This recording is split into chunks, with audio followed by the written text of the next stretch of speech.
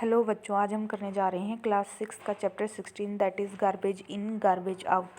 तो बच्चों, अभी तक हम पढ़ चुके हैं कि हम अपने घरों में जो कचरा है उसको कैसे रीयूज़ कर सकते हैं, और साथ के साथ हमने वर्मी कंपोस्टिंग के बारे में पढ़ लिया है, जिसके अंदर हमने पढ़ा था कि जो रेड वर्म्स हैं वो कैसे हमारे जो वेस्ट है उसको डिकम्पोज करने में हमारी हेल्प करते हैं। और आज हम रेड वर्म्स के ही बारे में कुछ कैरेक्टरिस्टिक्स पढ़ेंगे। Red worms do not have teeth. जो रेड वर्म्स होते हैं उनके दांत नहीं होते। They have structure called gizzard which helps them in grinding their food. जैसे हमारे पेट में स्टमक होता है जहाँ पर सारा खाना पचाया जाता है, तो ऐसे ही जो अर्थवर्म है उसके शरीर में भी एक गिजार्ड नाम की स्ट्रक्चर होती है। वहीं पर सारा खाना ग्राइंड होता है, छोटे छोटे टुकड़ों में बट जाता है। तो अगर हम पाउडर्ड एग शेल और sea shell could be mixed with the waste, हम क्या कर सकते हैं कि अंडे के छिलके या फिर सिपियाँ होती है, सी शेल उन्हें कहते हैं, जो सिपियों का कवच होता है वाइट कलर का, अगर उसे पाउडर फॉर्म में हम वेस्ट के साथ मिला दें तो जो ये ग्राइंडिंग होती है वो बहुत ही फास्ट हो जाती है।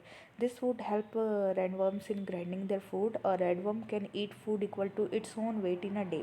और एक अर्थवर्म एक दिन में अपने ही वेट का खाना खा जाता है। Redworms do not survive in very hot और very cold surrounding. They also need moisture around them. तो बच्चों, रेडवर्म्स को जो है ना तो ज़्यादा गर्मी और ना ज़्यादा सर्दी में वो सर्वाइव कर सकते हैं, और उन्हें अपने आसपास नमी चाहिए। अगर उन्हें ऐसी कंडीशन नहीं मिलेगी तो वो मर जाएंगे। अगर उन्हें ऐसी कंडीशन प्रोवाइड की जाए और उनकी प्रॉपर केयर की जाए तो उनका नंबर एक मंथ में ही डबल हो जाता है। तो जैसे अगर आपके पास 10 हैं तो वो 20 हो जाएंगे। Observe the content of the pit carefully after 3-4 weeks. अब आपने क्या करना है, जहाँ पर आपने रेड वर्म्स को छोड़ा हुआ है वेस्ट के ऊपर, अब आपने 3-4 हफ्ते बाद चेक करना है। आप देखोगे कि जितना भी मटेरियल है वह सोयल लाइक मटेरियल में कन्वर्ट हो चुका है। अब वहाँ पे कोई भी स्मेल नहीं आ रही। आपको आपकी जो खाद है वो रेडी है, और उस खाद को हम कहते हैं वर्मी कंपोस्ट, क्योंकि वो अर्थवर्म के द्वारा तैयार की गई है, इसी वजह से उसका नाम पड़ा है vermi compost. Put some waste as a food in one corner of the pit. Most of them will shift towards this part of the pit, vacating the other part. Remove the compost from the vacated part and dry it in the sun for a few hours. Your vermicompost is ready for use. तो बच्चों, आपको क्या करना है, आपको जैसे ही ये पिट complete तैयार हो जाती है तो अर्थवर्म को एक साइड में निकाल के उसको खाली कर लेना है पिट को, और कुछ समय के लिए खुला छोड़ देना है ताकि वहाँ पर सन लाइट ज़रूर पड़े। The part left in the pit has most of the worms in it. You can use this for preparing more compost और share them with another use. और जो अर्थवर्म, अब आप देखोगे आपके जो अर्थवर्म की संख्या बढ़ गई है, या तो आप उसे दूसरे फ्रेंड्स के साथ शेयर कर सकते हैं ताकि वो भी अपने घर का कचरा डिकम्पोज करवा सके और खाद तैयार करवा सके। Use this excellent vermi compost in your pots, gardens और फील्ड्स। आप इस खाद को कई जगह यूज़ कर सकते हैं, गमलों में भी, आपके गार्डन में भी, या फिर आपके फील्ड में भी। Is is not like getting the best out of waste. और इस तरह से हम अपने कचरे को प्रॉपर तरीके से डिकम्पोज करवा सकते हैं। Those do you have agriculture field can try vermicomposting in large pits. और जिनके पास खेत हैं वो इसे बड़े लेवल पे भी परफॉर्म कर सकते हैं। You can save a lot of money that is spent on buying expensive chemical fertilisers and manure from the market.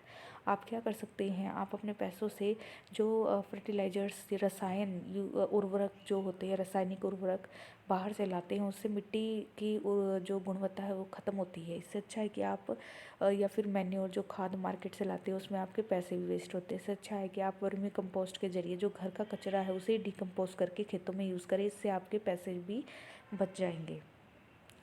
Think and throw. How much of garbage do you think is thrown out by each house every day.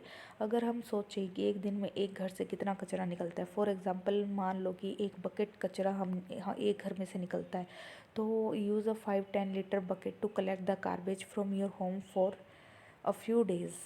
In how many days does the bucket become full. तो आप यह देखें कि आपके घर में कचरा एक बकेट में कितने दिनों में फुल हो जाता है। तो आप सोचिए आपके घर में कितने फैमिली मेम्बर हैं, जहाँ पर मेम्बर्स ज़्यादा होंगे कचरा ज़्यादा होगा। If you find out the population of your city और town, can you now estimate the number of bucket of garbage that may be generated in a day in your city और town. अब आप सोच सकते हैं, अगर एक घर में एक बकेट कचरा निकल रहा है तो आपके सराउंडिंग में कितने घर हैं, तो एक दिन में तो पहाड़ जितना कचरा इकट्ठा हो जाता है। We are generating mountains of garbage every day, isn't it. इस तरह से हम पूरा का पूरा एक पहाड़ कचरा हर रोज़ अपने घरों से निकालते हैं। Let us read a story about a village where there is a less garbage and more wisdom. अब हम एक स्टोरी पढ़ेंगे ऐसे गांव की जहाँ पर साफ़ सुथरा आपको दिखाई देगा और वहाँ पर कचरा नहीं होगा। तो नानू स्टडीज़ इन क्लास 6। यहाँ पर एक बच्चे का नाम है नानू और वो 6th क्लास में पढ़ता है। He is very fond of making paper planes. उसे पेपर प्लेन्स बनाना बहुत अच्छा लगता है। His mother is very annoyed when he tears off sheet from new notebooks to make aeroplanes but Nanu does not care. उसकी माता उसे इस बात पे बहुत डांटती है कि वो पेज ना फाड़े, लेकिन वो पेज फाड़ कर प्लेन्स बनाता रहता है।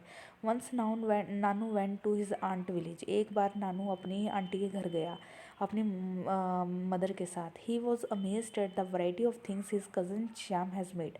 वह क्या देखता है वो बहुत हैरान हो जाता है। वह उसका जो कज़न है श्याम, उसने इतनी ज़्यादा वैरायटी बनाई हुई थी, थिंग्स चीज़ें जो वेस्ट से बनाई हुई थी। Files from old charts, greeting card decorated with flowers made from pencil shavings, mat from old clothes, basket from used old polythene bags were some of the item Nanu liked. तो नानू को उसके द्वारा बनाई गई बहुत सी जो आर्ट डेकोरेटिव चीज़ें हैं वो बहुत पसंद आई और उसने वो सारी चीज़ें वेस्ट से बनाई थी। तो Shyam had even made a diary from invitation card.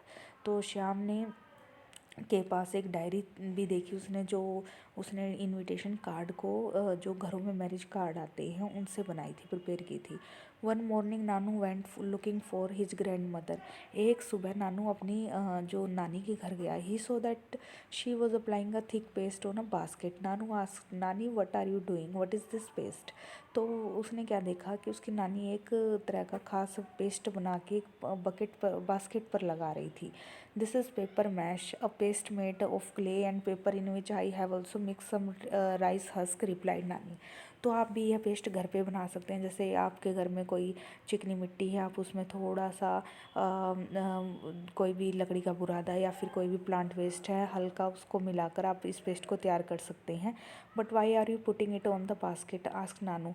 तो नानू कहता है कि आप इसको क्यों बास्केट पर लगा रहे हैं। To make it stronger. जैसे आपके घरों में चूल्हे हैं, आप देखते हो मिट्टी के बने होते हैं, इस प्रकार से वह और मिट्टी का लेप लगाकर आप उसको स्ट्रॉन्ग बनाते रहते हो। इस प्रकार से वह बास्केट को भी स्ट्रॉन्ग बना रही थी। तो Nani and added, would you like to learn this from me. Nanu was not very keen and ran outside to play. Nani कहती है कि मैं तुम्हें सिखाऊं कैसे इसको पेस्ट किया जाता है, लेकिन नानू को कोई भी इंटरेस्ट नहीं था और वो भाग गया खेलने के लिए। He was only interested in tearing up paper to make planes. In fact, he also started tearing up paper from Shyam's files. उसको पेज फाड़ने में इतना मज़ा आता था कि उसने श्याम की फाइल्स को भी नहीं छोड़ा और वहाँ से भी पेज फाड़ने शुरू कर दिए।